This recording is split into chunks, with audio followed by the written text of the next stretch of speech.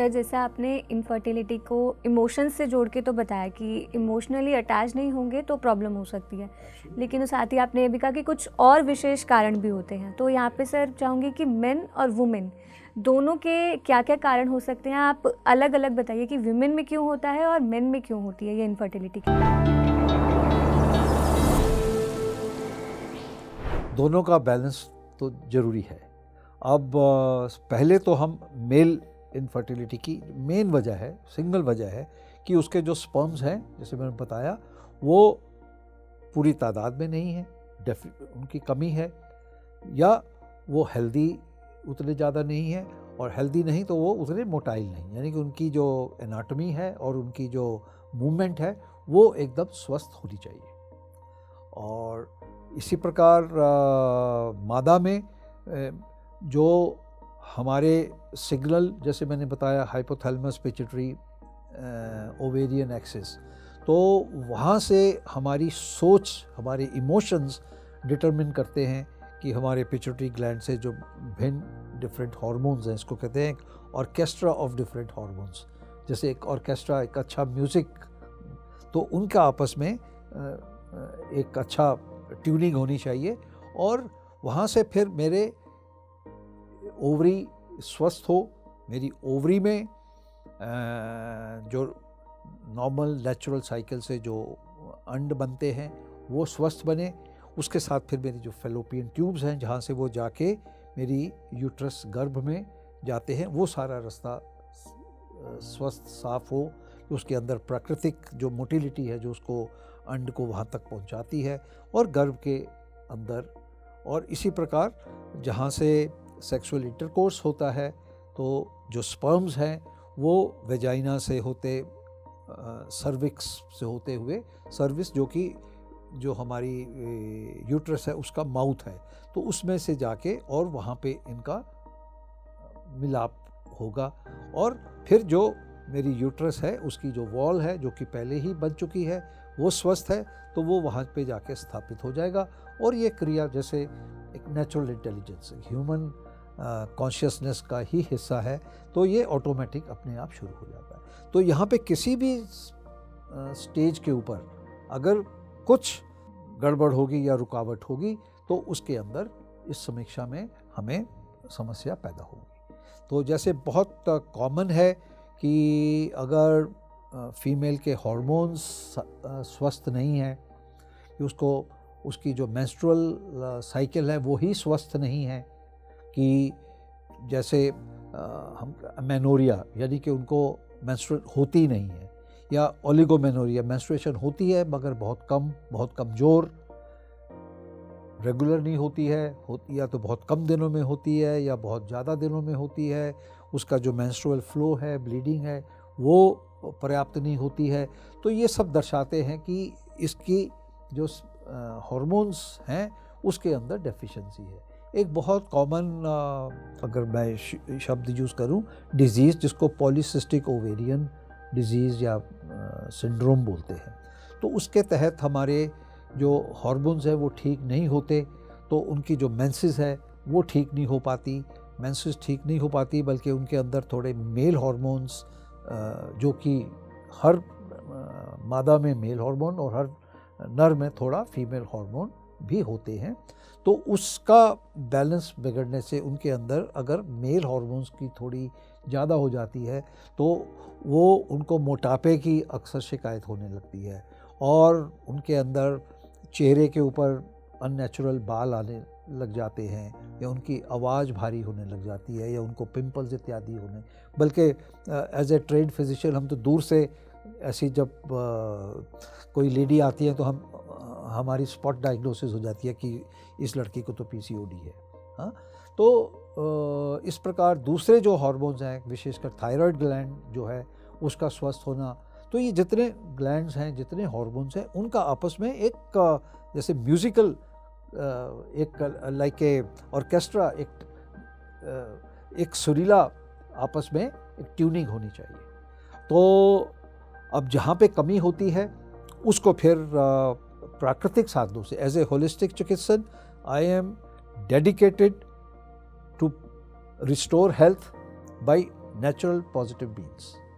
By the drug-free modalities, what we say, officially recognise Ayush और traditional systems of health, जिसमें कोई दवाई के इस्तेमाल नहीं, क्योंकि कोई भी दवाई है कितनी भी अच्छी है वो कुछ ना कुछ उसमें कमी, साइड इफ़ेक्ट या नुकसान होने का खतरा बना रहता है। तो बाकी अक्सर क्योंकि लोग, हमारा पहला रुझाव हॉस्पिटल्स में, हर हॉस्पिटल में एक फर्टिलिटी सेंटर रहता है, तो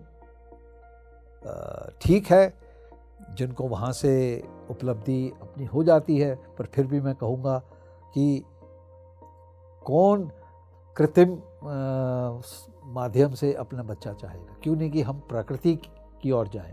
सो back to nature, we should go and tap the nature and look for a physician who promotes the, आपके अंदर कुछ कमी हो गई है, कुछ गड़बड़ हो गई है, बीमारी पैदा हो गई है, तो ये सब सुलझाया जा सकता है by restoring the harmony between the human being and the all pervading, all knowing nature, the nature's intelligence. आप उसको अपने अंदर वो संतुलन वापस ला सकते हैं और कोई भी व्यवस्था को सुधारा जा सकता है, और इससे धीरे धीरे अपनी प्राकृतिक संतान से तो अच्छी कोई संतान नहीं। और बाकी हमें मालूम नहीं कि आज दुनिया में जितना दवाइयों का इस्तेमाल ज़्यादा होता जा रहा है, उतना उसके दोष भी बढ़ते जा रहे हैं। और जैसे कि आजकल हर स्कूल में माना जा रहा है 10% बच्चे लगभग जिनको चिल्ड्रन ऑफ स्पेशल नीड्स कहा जाता है। ये आज से 20-25 साल पहले ऐसी समस्या नहीं थी, बहुत रेयर होता था, पर ये बहुत कॉमन होता जा रहा है। तो इसका हमारी लाइफ में, खान पीन में, हमारी लाइफस्टाइल में, हमारी सोच में, हमारी दवाओं में जितना कृत्रिम इंटरवेंशन होती जाएगी उतनी ये प्रॉब्लम्स बढ़ती जा रही है। तो सर जैसे इनफर्टिलिटी में जो आपने समस्या मेल और विमेन में बताई, वो भी क्या हमारे खान पान और लाइफस्टाइल की वजह से ही है? बिल्कुल इफेक्ट होती है, क्योंकि जो I am a product of the nature, मुझे तो प्रकृति ने बनाया है और मैं प्रकृति से हटके दूर जा रहा हूँ, और आप लोगों को बैक टू नेचर ला रहे हैं। क्यों ला रहे हैं? क्योंकि सुख तो नेचर में ही है, क्योंकि ये शरीर, ये सिस्टम प्राकृतिक ने बनाया है। तो उसमें जितनी भी आज की, चाहे हमारे वातावरण में प्रदूषण है, हमारे खान पान में प्रदूषण है, सबसे बड़ी प्रदूषण है हमारी मानसिक प्रदूषण। जैसे हम योग जब प्रचार करते हैं तो योग है अष्टांग। योग का पहला कदम है यम, नियम, फिर प्राणायाम, आसन, ध्यान, धारणा, प्रत्याहार, तो वो बाद में आते हैं। तो सबसे पहले प्रदूषण आज इंसान का मानसिक जो प्रदूषण है वो सबसे ज़्यादा खतरनाक है। हवा, पानी, भोजन, धरती, तो ये भी तो हमारे इसी मानसिक प्रदूषण ने ही तो खराब किया है ना, और फिर हम उन्हीं उपायों की तरफ भागते हैं। तो इसलिए ये हमारी जिम्मेदारी है अपने प्रति, अपने आने वाली जनरेशन्स के प्रति, कि हम इस सोच को सुधारें और अपने प्लेनेट को सुधारें। जितनी गड़बड़ होगी उतनी फिर स्ट्रेस, टेंशन, एंग्जाइटी, फिर आजकल के नवदंपति, हर किसी को अपनी जॉब ज़्यादा प्यारी है, अपने पैसा अपनी जान से, अपने परिवार से ज़्यादा प्यारा है, तो वो अपनी शादी लेट होती है, क्योंकि एक जो गर्भ की एज है वो जैसे 25-30 के पार करने लगती है, तो क्योंकि हेल्थ घटन पे आ जाती है, और तब तक उनको अपना कैरियर बनाना है, और late marriages one of this. और उसके बाद भी बहुत सारे आजकल नव दंपति है, मुझे दुख होता है ये सुन के, वो कहते हैं अच्छा हमारा जो वीर्य है या अंडकोश है इसको प्रिजर्व कर दो, और आजकल उसके प्रिजर्वेशन सेंटर्स बन गए हैं। तो जब हमें जब फुर्सत होगी तब हम, जब बच्चे की इच्छा करेंगे तो तब हम उसको यूज़ कर लेंगे। तो अब ऐसी समाज की सोच है, लोगों को अपनी ज़िंदगी से, अपनी लाइफ से, अपने सुख के लिए क्या चाहिए, उसकी क्या प्रायोरिटी होनी चाहिए। अगर हमारी प्रायोरिटी गलत हो जाएगी तो फिर सब कुछ बिगड़ता ही जाएगा। तो हर चीज़ का एक टाइम होता है, हर चीज़ जीवन का सुख पाने के लिए उसको सही मार्ग पे चलना, और जितना हम अपनी प्रकृति के साथ रहेंगे, प्रकृति का हमारा सोच होगी, हमारा भोजन होगा, हमारा खान पीन होगा, हमारा लाइफस्टाइल होगा, उतने ही हम स्वस्थ रहेंगे, सुखी रहेंगे।